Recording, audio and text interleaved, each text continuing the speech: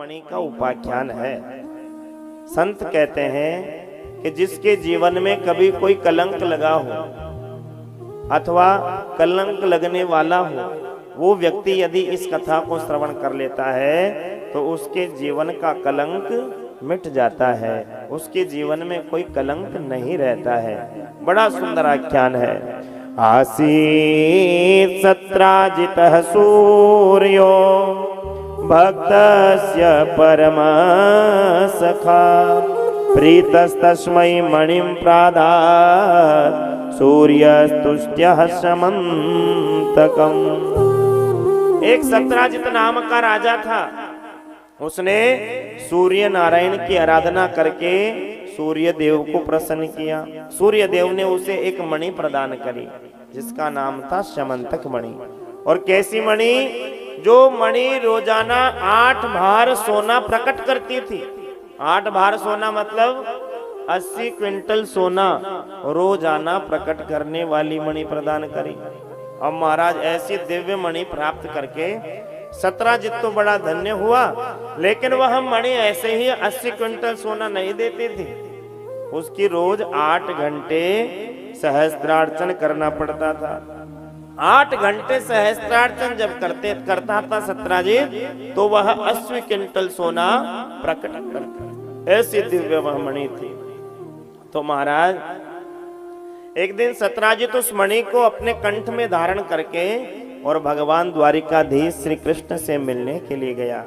भगवान ने सत्राजित से कहा, सत्राजित इतनी बहुमूल्य मणि तुम्हारे पास है, तुम्हारा परिवार भी ज्यादा बड़ा नहीं, यह मणि यदि हमारे राजकोष में जमा करा दो तो प्रजा का भला होगा। इससे कई विद्यालय बन जाएंगे, कई जगह प्याऊ चला देंगे, कई गौशालाओं में गौ माताओं की सेवा होगी, संतों के आश्रम में संतों की सेवा होगी, इसलिए यह मणि हमारे यहाँ पर जमा करा दो। लेकिन सत्राजित ने महाराज भगवान को वह मणि देने से मना कर दिया। सत्राजित ने कहा कि मुझे सूर्य देव ने प्रदान की है, ये मणि मैं आपको नहीं दे सकता। भगवान ने कहा, भाई तुम्हारी मणि तुम्हारी मर्जी, देव तो सही, और नहीं देव तो कोई जबरदस्ती थोड़ी है, आपकी जैसी मर्जी हो वैसा करो। फिर तो महाराज उस मणि को पहन के सत्राजित अपने घर पहुंचा और मणि को खोल करके अलमारी में रख दिया। एक दिन क्या हुआ, सत्राजित का भाई था प्रसेन। प्रसेन ने उस मणि को अपने गले में धारण करके और जंगल में शिकार खेलने के लिए चला गया। अब चमकती हुई मणि को एक सिंह ने देखा। शेर ने उस मणि को देखा तो प्रसेन के ऊपर आक्रमण किया, प्रसेन का वध कर दिया, मणि छीन ली। मणि लेकर सिंह जा रहा था, तभी एक भालू ने सिंह पर आक्रमण कर दिया और वह भालू उस मणि को छीन के अपनी गुफा में चला गया। और वह भालू कोई और नहीं, भगवान श्री राम के युद्ध में सहयोग करने वाले जामवंत जी ही वह भालू है। और वो जामवंत जी ने मणि लेकर के अपनी पुत्री जामवती जी को प्रदान कर दी। जामवती जी उस मणि को गेंद समझ करके खेलने लगी, क्रीड़ा करने लगे।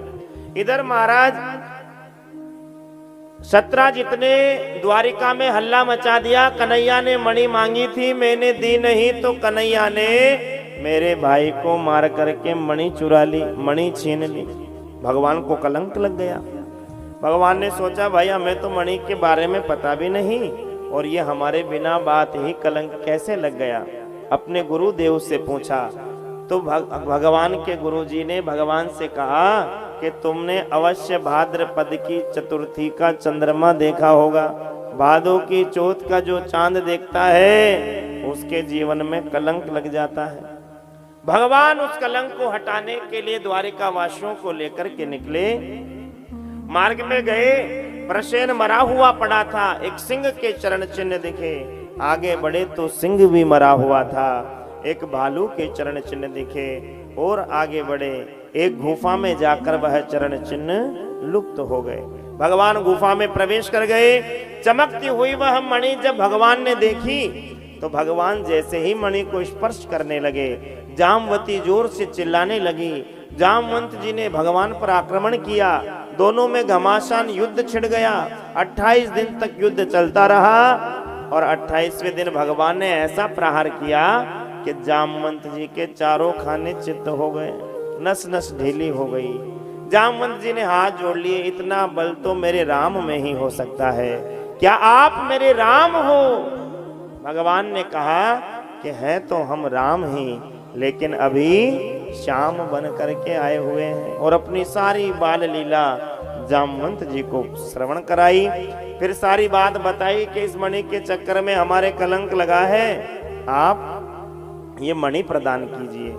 तब जामवंत जी ने कहा, प्रभु हमने अपनी पुत्री को ये मणि प्रदान कर दी, और एक बार जो वस्तु अपनी पुत्री को दी जाए, जो वस्तु ब्राह्मणों को दे दी जाए, जो वस्तु संतों को दे दी जाए, और जो वस्तु गुरु को दे दी जाए, वो वस्तु वापस नहीं ली जाती है। अब मैं अपनी पुत्री से मणि कैसे मांगूंगा? अब तो एक ही उपाय है कि आप हमारी कन्या से विवाह कर लीजिए और दहेज में मणि साथ में ले जाइए। तब भगवान ने दूसरा विवाह जामवती जी से किया और मणि लेकर के द्वारिका आए। सत्यराजित को मणि प्रदान करी। अब द्वारिका में हल्ला मच गया। अबे तो पहले ही पता था कि द्वारिकाधीश मणि थोड़ी चुराएंगे, उनके पास क्या कमी है? ये सत्यराजित ही दुष्ट है, इसने भगवान पर कलंक लगा दिया है। फिर सत्यराजित ने सोचा कि भाई ये तो बिना बात हमारा अपमान हो गया, अपयश फैल गया, इसलिए अब क्या किया जाए? तो सत्यराजित ने सोचा कि यदि कन्हैया से कोई संबंध बना लिया जाए तो ये हमारा अपयश दूर हो जाएगा। तब सत्यराजित की पुत्री का नाम था सत्यभामा। सत्यभामा का विवाह भगवान कृष्ण से करा करके वह मणि पुनः भगवान को दहेज में प्रदान कर दी। इस प्रकार एक मणि के चक्कर में भगवान के दो विवाह हुए, एक तो जामवती जी से और दूसरा सत्यभामा जी से। तो तीन विवाह भगवान कैसे हो गए? पहला रुक्मणी जी से, दूसरा जामवती जी से और तीसरा सत्यभामा जी से। इसके अलावा भी भगवान की ओर